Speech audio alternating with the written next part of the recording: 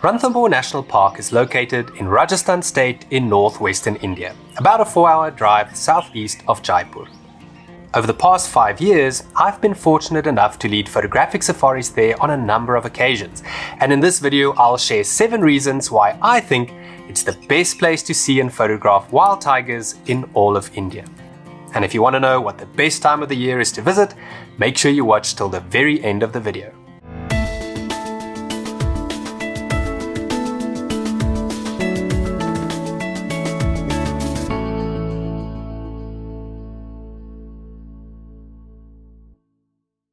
Number 1.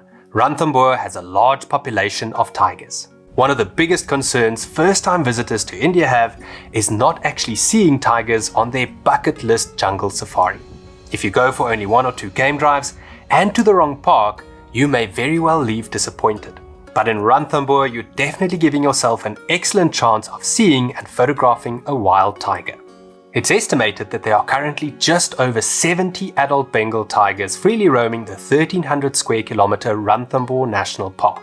And even though much of this area is not accessible to tourists, the fiercely protected core area where the game drives take place is home to approximately 25 of these individuals.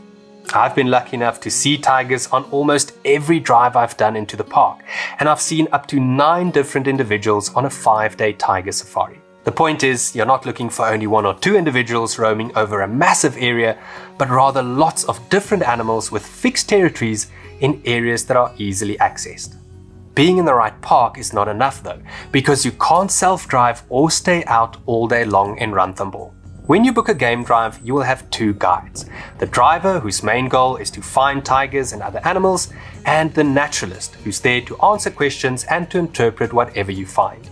If you don't put in a special request, you may end up with poor guides. But at the same time, the combination of a good driver and naturalist can greatly improve not only your chances of finding tigers, but also your experience in the jungle.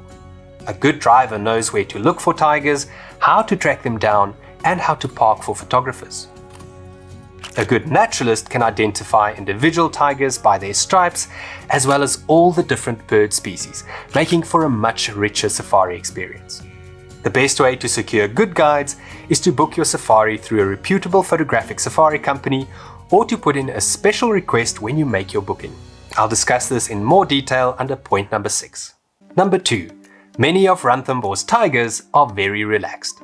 Tigers have a reputation of being shy, elusive creatures. So when I first visited Ranthambhore, I was worried that we may only have a glimpse or 2 of these magnificent cats. But to my great surprise, most of the animals we saw were extremely relaxed.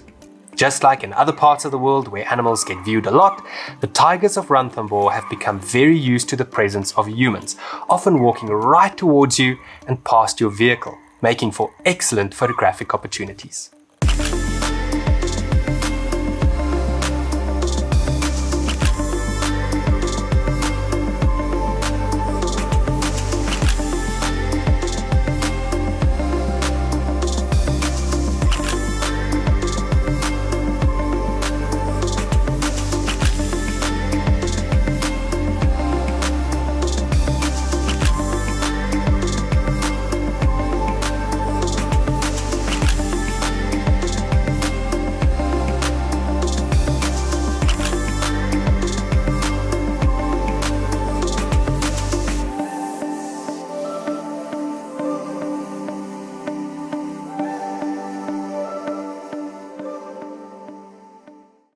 Number 3.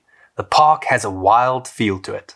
When I first started fantasizing about going to look for wild tigers, I had a Jungle Book picture in my mind.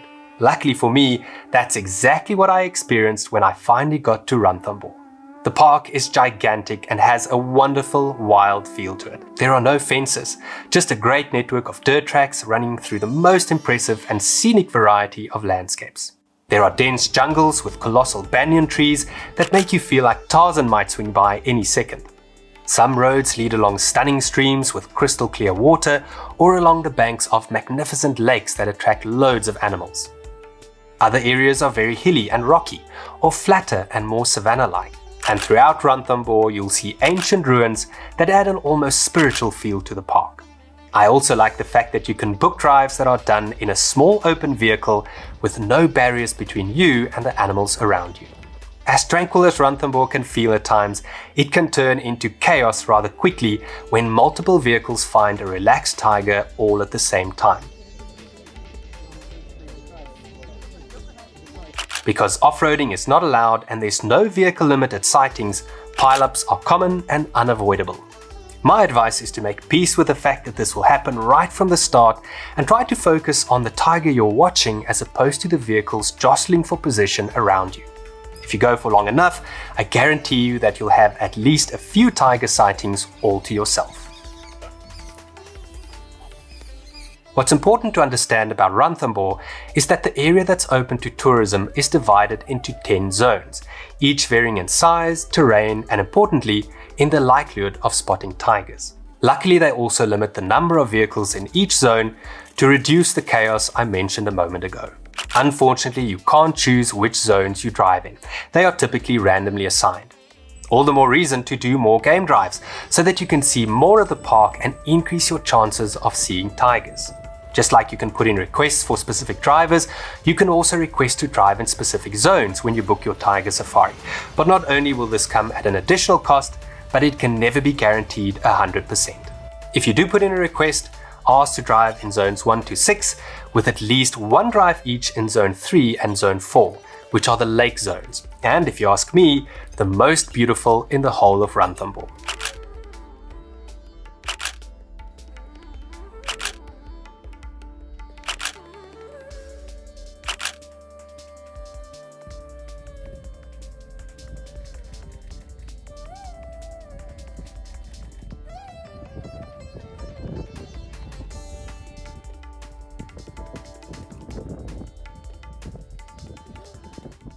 Number 4.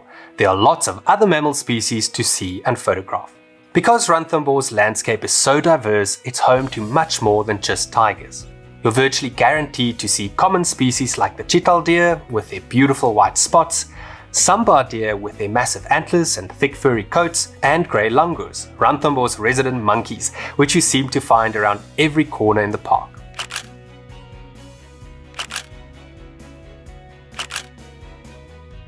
The best time and place to photograph these photogenic primates is on an early morning walk up and around the impressive Ranthambhore fort, which lies at the entrance of the lake zones.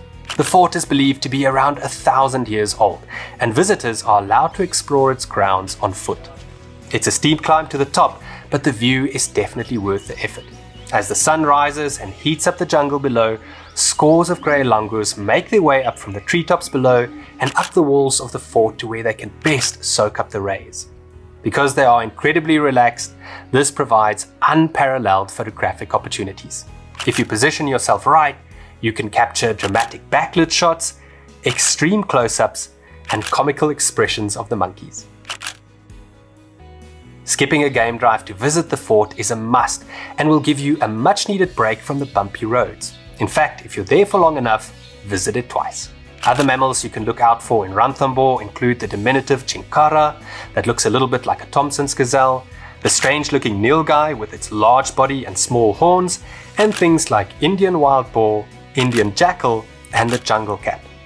If you're really lucky, you might even spot one of Ranthambore's leopards, which are typically very shy throughout the park, or a sloth bear, one of the weirdest looking creatures I've ever seen in my life.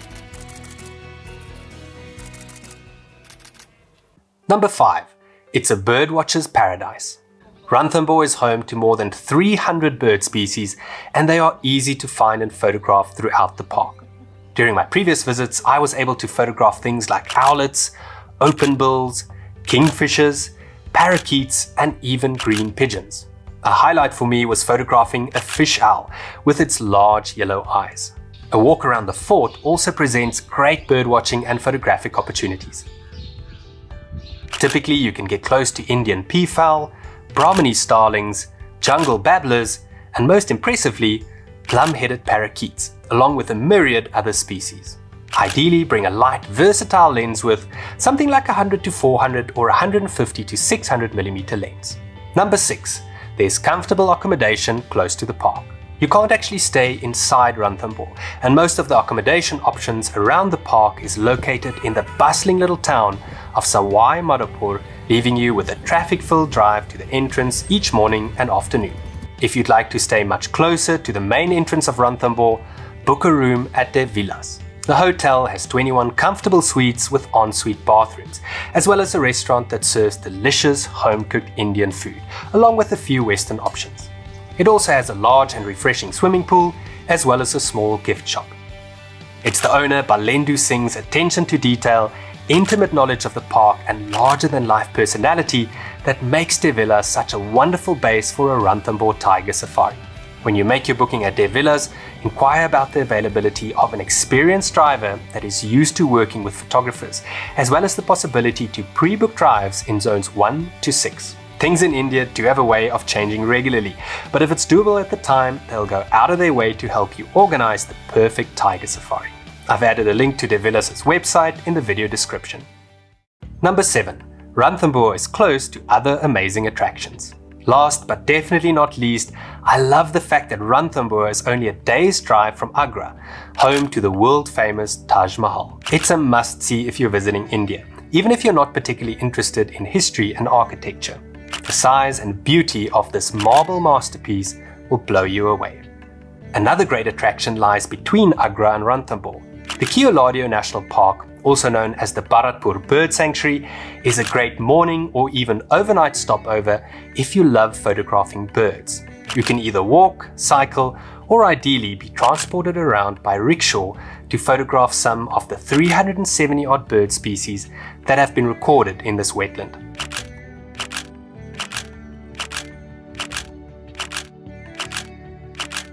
I've photographed kingfishers, water hens, bulbuls, darters, ducks, and even the rare Saurus crane here before. Both destinations are definitely worth visiting before you head to Ranthambhore. Best time to visit Ranthambhore. Right, let's quickly talk about the best time of the year to go to Ranthambhore. The park is closed for the monsoons between the 1st of July and the 30th of September. Although you can see tigers anytime between the 1st of October when the park reopens until the 30th of June when it closes again, I personally like late November and early December the most, when the air is cool enough to stay out late in the mornings and the big cats tend to move around more during the day. The park is also nice and green this time of the year. January and February gets very cold, but March is also nice. It's just a little bit duller and drier than December. April and especially May and June is much too hot for my liking. The last thing worth mentioning is that the peacock lose their feathers certain times of the year. So if you'd like to get those striking display shots with their tail feathers in full plumage, you have to visit in May or June.